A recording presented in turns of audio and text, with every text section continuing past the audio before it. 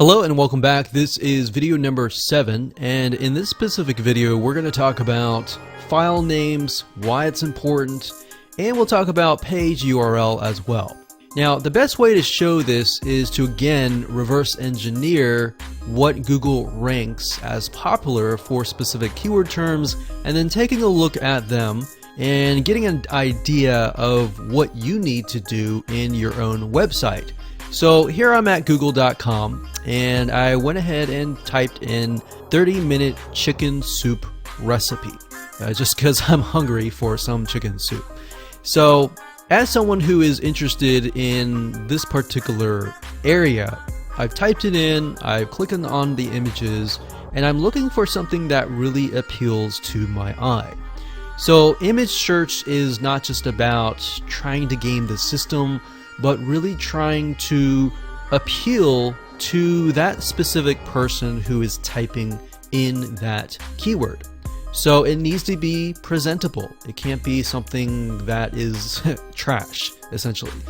So as I'm going through here, I clicked on this one because this one actually caught my eye.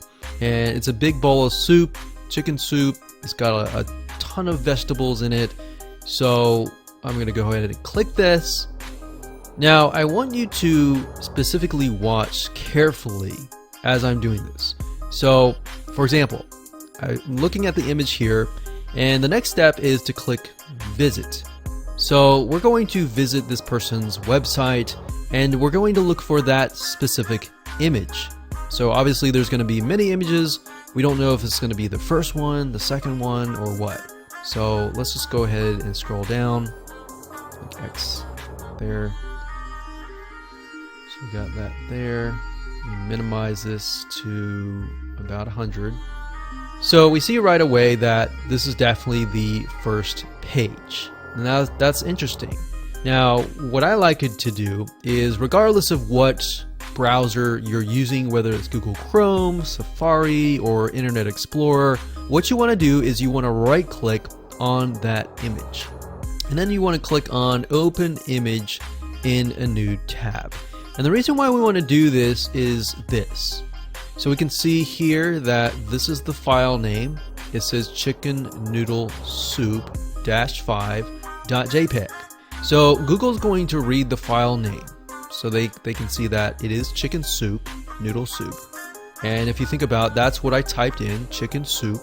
So that's relevant, right? And it's going to look at the URL as well.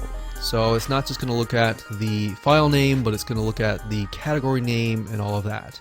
It's also going to take a look at the page it's on and the, of course, like we talked about earlier, the words that surround it. Now, speaking of file names, if your file name, let's say, for example, in this case, chicken noodle soup, your main keyword is chicken noodle soup, but you have a file name that says something like 12345-!.jpg. If that's the case, then that's a big mistake there. And all you have to do is simply change the file name, link it, and that's it. So in terms of file names or page URLs, that's all you have to do. So we can obviously see that this is the third highest ranking image for that keyword term, and Google sees this as relevant. Now if we go back to the search that we did earlier, and let's just scroll all the way down to the bottom somewhere and just see kind of an idea as to why maybe they're all the way at the bottom.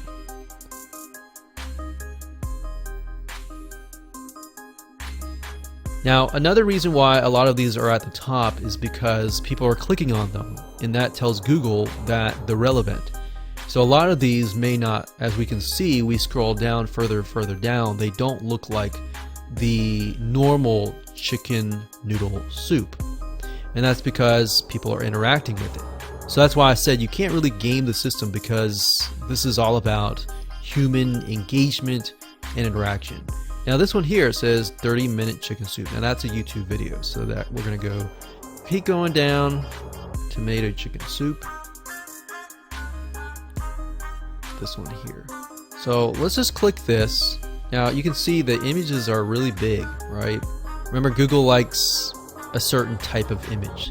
So if we click this, we click visit, and we find the image, let's just see what happens here. So we can see Sandra's Alaska recipes.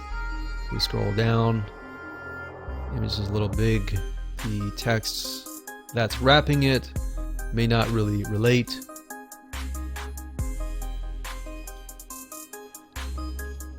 So see that? So the file name is way too long, the page URL is way too long. And that's another thing, when I talk about page URL and file name, they're all together, clumped together, but your page URL, you want to make sure that it's short. You don't want to have it too long. So we can see that the file name here is chicken%2b noodle soup cheddar cornbread.jpg.